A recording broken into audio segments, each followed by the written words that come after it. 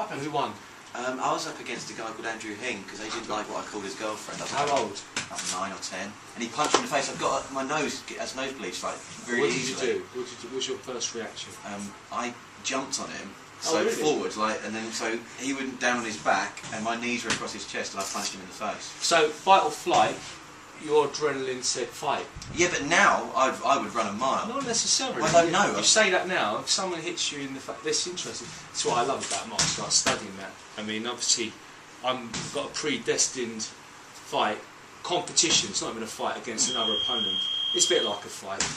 I don't call it a fight because a fight's ugly. That was like war. That's in the street. This, we've got referees, doctors there to make it say, oh, if at any point he taps or I tap or we give in, it stops. It's not a real fight to me. Yeah.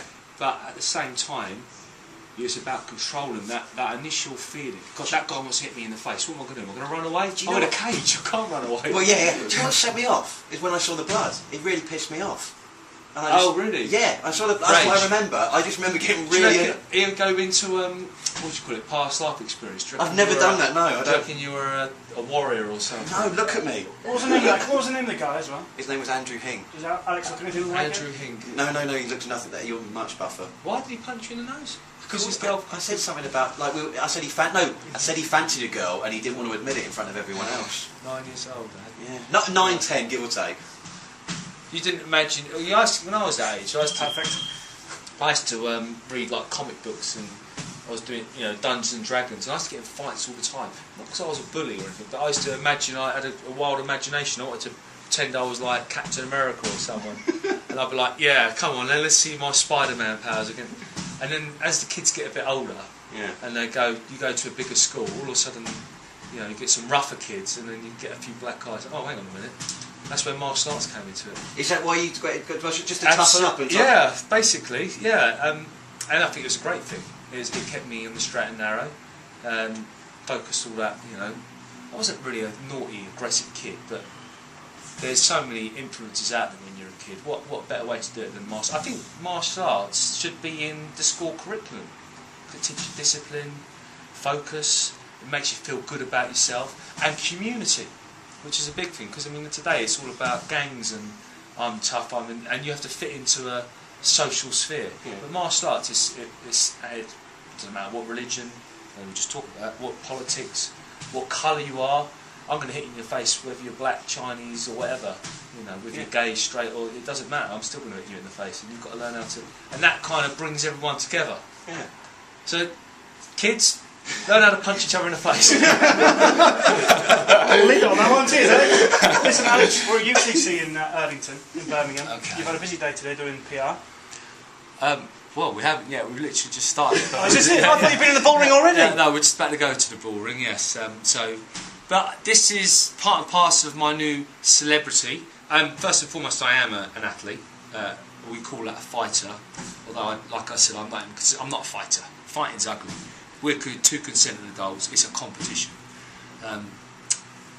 But that's what I am. I'm an athlete. But I've realised with now, my marriage to my missus and some of the things I've done, I had to change my outlook on stuff a bit. I was going to say, before you got married, were you like the good guy and now you're the bad guy? Has it changed anything in your fighting career? How do you mean the good guy and the bad guy? Well, I mean, before, what are the fans like towards you now? Oh, in my fight career, I've been fighting for, blimey, professionally, 13 years, blimey. With a break here or there, for a year out to go to acting school and do a bit of acting here and there. I've always, even when acting school I had a fight, a professional fight. Oh, right. That's why he left. They told me, actually, that's a funny story, they told me no more fighting while you're here, because we want you to focus purely on your acting. And it's funny, all the way through my acting career, I always like, when I got the Hollyoaks gig and I thought, that's it, I'm going to be famous, blah, blah, blah.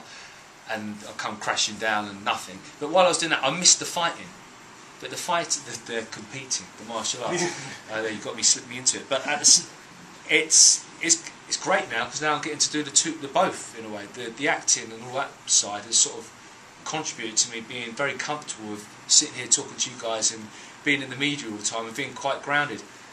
Obviously, it goes hand in hand with the martial arts. That's what keeps me focused, disciplined, who I am, knowing where goals, all that stuff. But funny enough, while I was at acting school, poor student, Yeah. need to pay the bills. I got offered a fight. Okay, all right. Who am I going to fight? Lee Murray. Okay.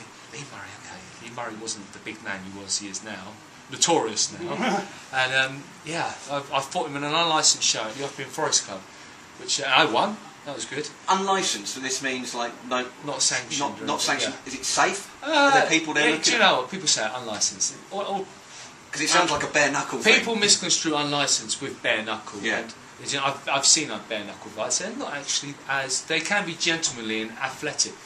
I've been Well, to you're some proper hard if you think that. gypsy fight. Yeah, because what the guys they're all fighting each other, but the second they don't want it, they stop. Not always, but all the fights I've seen in fields and car parks and stuff, they've been like that, and they've actually had quite honour. You know, they want to bash each other up, but the second someone's had enough, they stop. So that to me that's sporting, that's gentlemanly. As ugly as it sounds, you know, that's and licensed is they have medics there, that you still have weigh-ins. It's all still safe, you know. But that Lee Murray fight wasn't safe. Someone threw CS gas in the ring.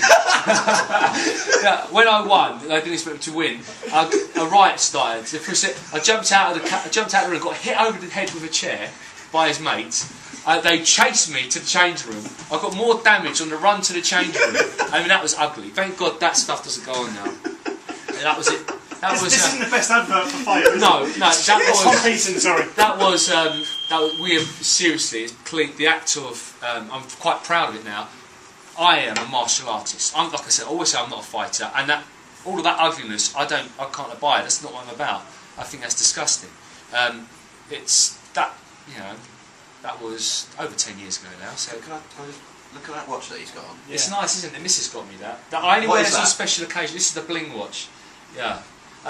Actually, she bought me one like this when we first got together. Wanted to test me out, and I was like, I don't know about expensive stuff. I'm quite what's the word? I'm not Humble.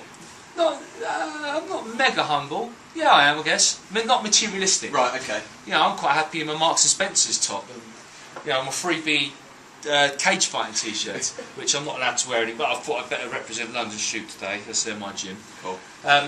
I do like nice clothes, but anyway, she bought me this watch because I don't really wear jewellery, and it was only about 30 quid. It was a fake, but I couldn't tell, and it was really nice though. People still think it looks like this.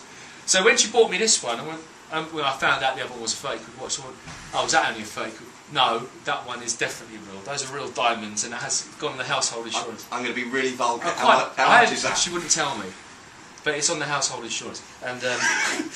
Yeah. It's probably more than your flat jewellery. I like it. I'm proud. I like to wear it for events like It's a little bit girly, don't you think? Do you know what? You're right. I'm actually quite. Come on. Yeah, I'm a massive fan of watches. He's only saying that because he's got his legs in plaster. If you hit me now, don't touch that! I'll take you down to Chinatown. Take me down to Chinatown. I've got all the lingo, Alex. This is the kind of thing that Paul Watson's Tom doing. Kong Watson, yeah. Are you going to take him to Chinatown? Take him down to Chinatown. No. Tom Kong is on like Tom Kong. Can we do some trash talking now? Do you do? Because in a I'm box. not a trash talker. Come on, give me your best trash talking. No, I'm not a trash talker. I don't do it. I'm not a nasty guy. Come on, You come on, you can do it. Well, when it's talking about fighting, it's cool. Come on, your Competing. Competing, Yes. Come on, give me a bit of trash talking. Well, come on. Be really nasty. Go on. You be nasty to me. You're a massive. Really? Okay. And now you give. And this is the response I think you should do if someone's nasty to you. Go on, you give me some real bad stuff. If I won't do that. If you say that to me, Pretend to be someone else. I'm going to be an actor. Okay. Now. Okay. Be an actor. I can act. Well, not me now. Okay. You to pieces. Oh, I shouldn't swear. Sorry. That's fine, we can bleep it. We can bleep it. Go on, give it to me then. Give me the line.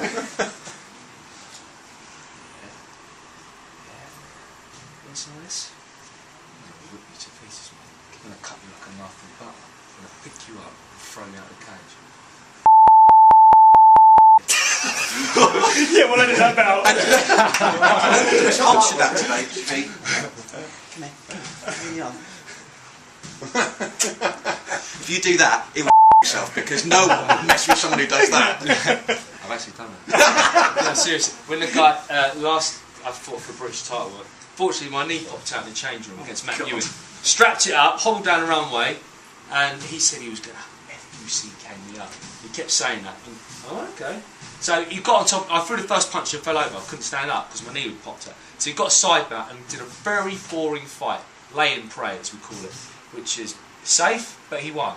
I mean, every time I stood up, I fell over. And the knee just, anyway, while he was on top of me, I was trying to use every trick under the book. So my body's not working properly. Psychological warfare. Okay, come on, Matt. Come on, Matt. Are you in yet, Matt? You said you were going to. And he was getting really angry, and then I flipped him a couple of times where he made mistakes. Yeah. I mean, this is a very mental game, and I was having an argument with my trainer who's not here today.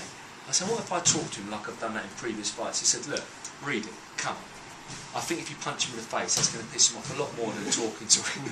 So yeah, I knew it improved Reedy today. Less psychological, more action.